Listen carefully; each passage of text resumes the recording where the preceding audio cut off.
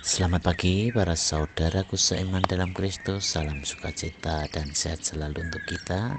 Untuk itu marilah kita siapkan hati dan pikiran kita untuk mendengarkan firman Tuhan. Tuhan beserta kita sekarang dan selama-lamanya. Inilah Injil Yesus Kristus menurut Matius bab 14 ayat 13 sampai 21.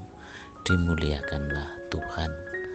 Setelah Yesus mendengar berita pembunuhan Yohanes Pembaptis, menyingkirlah ia dari situ dan hendak mengasingkan diri dengan perahu ke tempat yang sunyi. Tetapi orang banyak mendengarnya dan mengikuti dia dengan mengambil jalan darat dari kota-kota mereka. Ketika Yesus mendarat, ia melihat orang banyak yang besar jumlahnya. Maka tergeraklah hatinya oleh belas kasihan kepada mereka, dan ia menyembuhkan mereka yang sakit.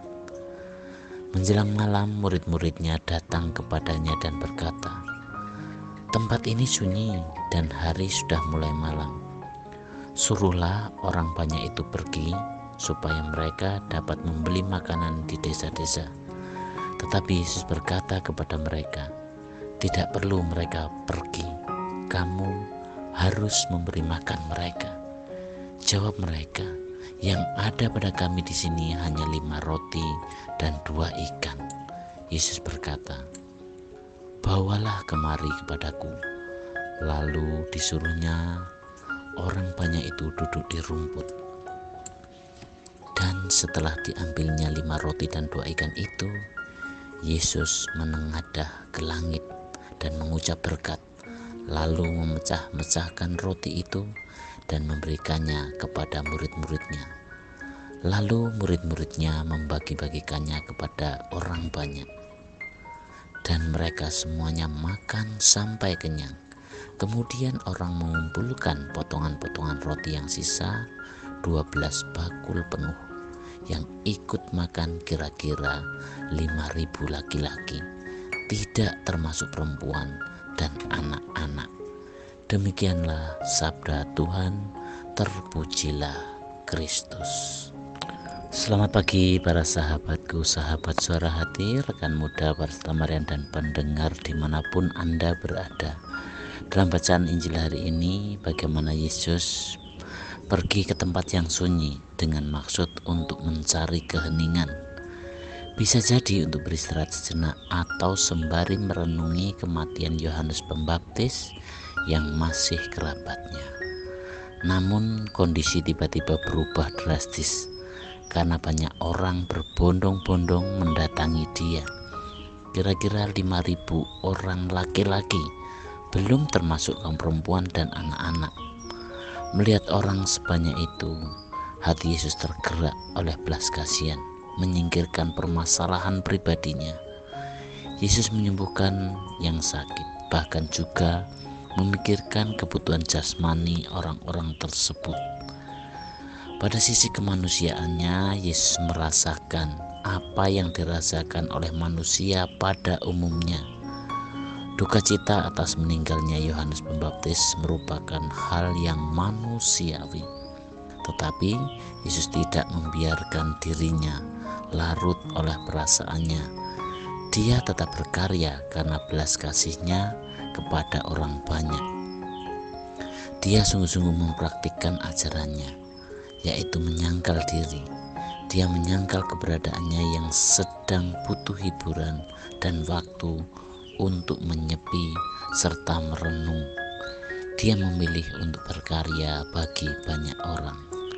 Para sahabatku, sahabat suara hati, rekan muda dan para pendengar dimanapun Anda berada, sejak awal sebenarnya gereja telah melihat dan mengartikan peristiwa penggandaan roti dan ikan itu sebagai peristiwa yang menunjukkan kepada sesuatu yang lebih besar. Sebagai contoh Ekaristi di mana Yesus memberikan makan jutaan manusia setiap hari dengan tubuh dan darahnya. Namun demikian, kita semua mengetahui bahwa betapa mudahnya kita ke gereja untuk merayakan Ekaristi tanpa mengharapkan diri kita diubah, hanya sebatas menjalankan kewajiban saja atau semacam rutinitas saja. Dan juga kita harus mengakui bahwa kurangnya persiapan yang baik sebelum misa. Misalnya, meluangkan waktu untuk membaca bacaan-bacaan kitab suci yang akan dibacakan dalam misa, sehingga ketika sabda Tuhan diwartakan dalam liturgi, kita pun akan mendengar Yesus sendiri berbicara kepada kita secara pribadi. Para sahabatku, sahabat Suara Hati, rekan muda dan para pendengar dimanapun Anda berada, dalam kehidupan ini jenis pekerjaan yang banyak membutuhkan pengabdian dan kerelaan untuk menyingkirkan kepentingan diri sendiri.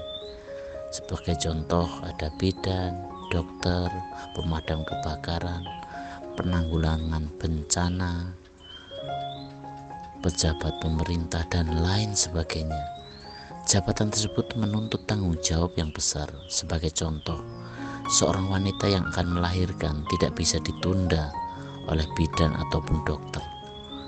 Rumah yang kebakaran juga harus segera dipadamkan apinya oleh petugas pemadam kebakaran.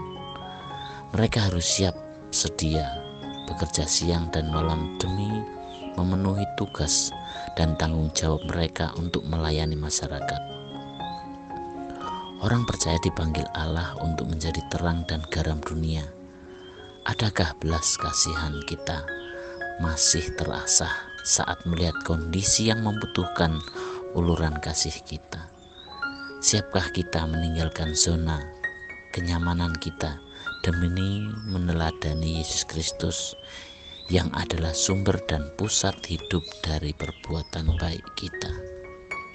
Tuhan meminta yang ada untuk dipersembahkan, yang ada bukan sisa tetapi yang kita miliki.